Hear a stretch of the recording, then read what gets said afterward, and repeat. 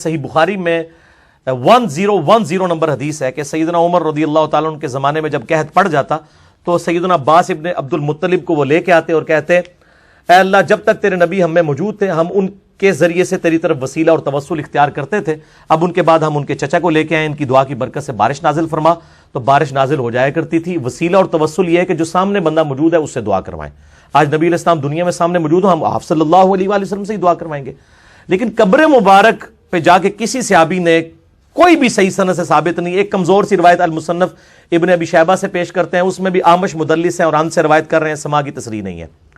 باقی بخاری میں جب موجود ہے کہ قحط پڑا ہے تو سیدنا عمر کا ایٹیچیوڈ کیا تھا، ٹھیک ہے، کہ وہ انہوں نے بالکل عقیدہ امت کو بتا دیا کہ وسیلہ اور توسل کیا ہے۔ اور سیدنا عمر ان راویوں میں سے ہیں بخاری و مسلم کی ان احادیث کے کہ جب غزوہ جو صلح حدیبیہ کے موقع پر جب پانی کم پڑ گیا تو سیدنا عمر رضی اللہ عنہ نے نبی علیہ السلام کو پیالہ دیا، آپ صلی اللہ علیہ وسلم نے اپنی مبارک انگلیاں اس میں ڈالیں تو چشمے پانی کے جاری ہو گئے۔ سیدنا عمر کو تو پتہ تھا کہ آپ کے مبارک ہاتھوں سے پانی کے چشمے جاری ہوئے ہیں، تو وہ کہہ سکتے تھے یا رسول اللہ علیہ وسلم جب آپ ہم میں موجود تھے، ہم آپ کے وسیلے سے دعائیں کرواتے تھے اللہ کے حضور، اب آپ کی قبر پہ پیالہ لے کے اپنا قبر مبارک سے ہاتھ باہر نکالے۔ یہ تو انہوں نے نہیں کیا، الٹا بلکہ انہوں نے امت کو عقیدہ سمجھایا۔ یہ تو پھر شیخ زکریا کاندلوی صاحب نے فضائل درود میں اور الیاس قادری صاحب نے فضائل سنت میں لکھ دیا کہ وہ شیخ احمد رفاعی کے لیے 555 ہجری میں نبی علیہ السلام نے قبر مبارک سے نعوذ باللہ ہاتھ باہر نکالا اور 90,000 لوگوں نے یہ مجمع نے یہ منظر دیکھا، اس میں شیخ عبد القادر جیلانی بھی ہیں۔ تو یہ سارے جھوٹے واقعات ہیں اس قسم کے۔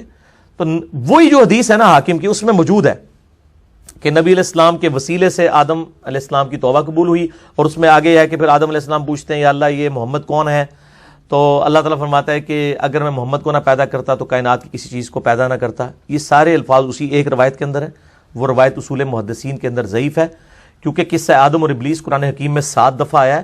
اگر آدم علیہ السلام کی توبہ کا یہ واقعہ ہوتا تو قرآن پاک میں منوان اس طریقے سے آتا۔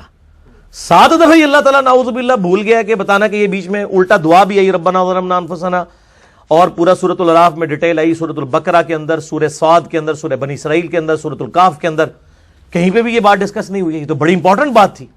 اور پھر انسانیت کی پیدائش کا مقصد نبی علیہ السلام کی اگر پیدائش ہے، یہ تو اس سے بھی زیادہ امپورٹنٹ بات ہے، یہ قرآن میں ہونی چاہیے۔ جبکہ قرآن حکیم میں سورہ ہود اگر آپ نکالیں تو پارہ نمبر جو 12 ہے اس کا پہلا پیج آپ سورہ ہود کی جو ابتدائی آیات ہے وہ آپ پڑھ کے دیکھ لیں، اللہ تعالیٰ نے اس کائنات کا مقصد بھی بتا دیا ہے کہ میں نے کیوں پیدا کیا۔ شروع کی آیات ہے، آیت نمبر جو ہے وہ 7 ہے سورہ ہود کی۔ وَهُوَ الَّذِي خَلَقَ السَّمَاوَاتِ وَالْأَرْضَ فِي سِتَّةِ أَيَّامٍ، وہی ہے اللہ جس نے پیدا کیا آسمان اور زمین کو 6 دنوں میں۔